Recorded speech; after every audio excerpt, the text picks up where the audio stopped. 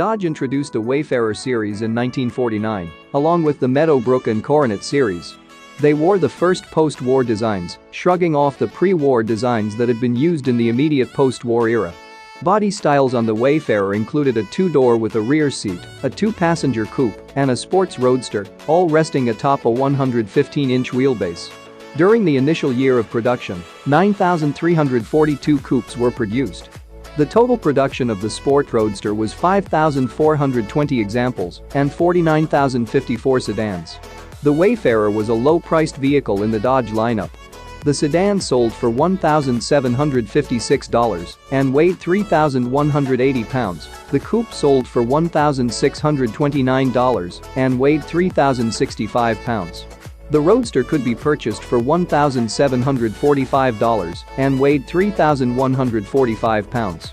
The vehicles featured a 230 cubic inch flathead six-cylinder engine that produced 103 horsepower. It came standard with a 3-speed transmission and was void of a radio or a heater. The lifespan of the clutch was extended by fluid coupling between the engine and the clutch. A semi-automatic transmission was available as optional equipment.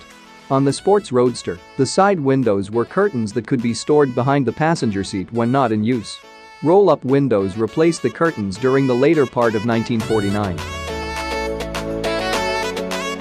The 1951 Wayfarer received a new hood, grille, and bumpers, and the 1952 Wayfarer would be nearly identical, partly due to Dodge's involvement with providing military vehicles to support the Korean conflict. The grille had a bold horizontal bar that wrapped around the parking lights on either end. Bumpers wrapped around the immediate body sides. A chrome stripe appeared on the front and rear fenders, and the Wayfarer name could be found on the front fenders below the chrome stripe. Body styles included a 6-passenger two-door sedan, two-door coupe, and the Roadster. Although the Roadster was listed, it was not produced, and the business coupe was discontinued in February of 1952. The engine continued to be the 230 SID 6-cylinder unit offering 103 horsepower and backed by a 3-speed manual transmission. Prices ranged from $1,885 for the coupe to $2,035 for the two-door sedan. Among the minor revisions on the 1952 Dodge Wayfarer included minor hubcap restyling, a new trunk handle, red reflector dot below the taillight lenses, painted lower grille louver, and minor changes to the dashboard. In the back, the fender molding and taillight bezels were no longer connected. The Dodge Wayfarer was introduced for 1949 and was the company's entry-level vehicle. It was offered as a two-door, 6-passenger sedan, a two-door, 3-passenger coupe, and as a two-door, 3-passenger Roadster. The Roadster body style was initially offered with removable windows, which were superseded by roll-up windows with vents in 1951. The 1949 and 1950 Wayfarer are of the last production Roadsters built in America, except with the exceptions of the Corvette and the Kaiser Darren. Like many automakers, the Dodge vehicles were not ready with its first all-new post-war cars in time for the fall 1948 new car rollouts. So the 1948 Dodges were sold through April as the first series' 1949s. The second series of 1949 models were completely new, with the exception of the L-head 6-cylinder engine found under the bonnet. Sales were strong for Dodge during the 1949 season, with nearly 257,000 examples produced.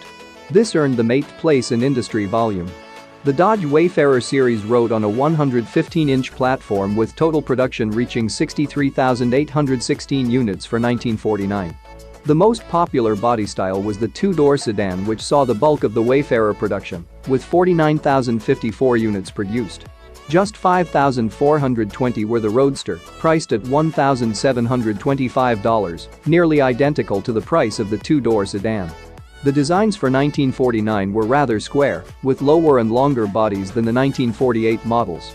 The fenders in the front flared into the body, while the rear fenders continued to be bolted on and were capped by 3-sided taillights. Powering the Wayfarer was a 230.2 cubic inch 6-cylinder, 5-main bearing engine that had a 7.01 compression ratio and a Stromberg 2-barrel carburetor. Horsepower was rated at just over 100 with torque reaching 190 pounds-foot at 1,200 RPM. Top speed was in the neighborhood of 75 miles per hour. This base engine would have the same amount of power until the 1954 model year.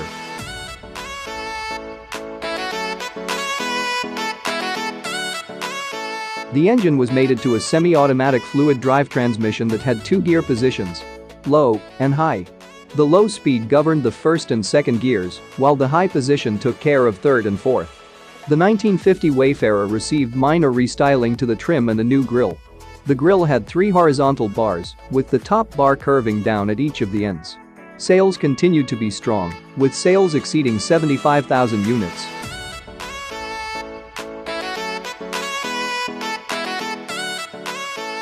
The 1951 and 1952 Wayfarer models were virtually identical.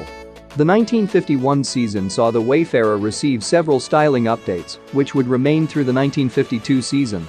They had a new hood, grille and bumper modifications. The bumpers had a rounded cross-section, the hood sloped smoothly to the grille, and a single chrome stripe was placed on both the front and rear fenders. The Wayfarer name could be found on the front fenders, and the Dodge crest was located in the center of the hood. Just under 80,000 examples were produced in 1951. The biggest news for the Wayfarer series for the 1952 model year was the absence of the roadster body style. Though exceptionally elegant and visually pleasing, it was never a strong seller. 5,420 were sold in 1949, followed by 2,903 the following year. For 1951, Dodge sold just 1,002 examples, prompting them to drop it for 1952. 1952 would also be the final year for the Wayfarer. For 1953, the Meadowbrook series would serve as the company's entry-level vehicle. By Dan Vaughn.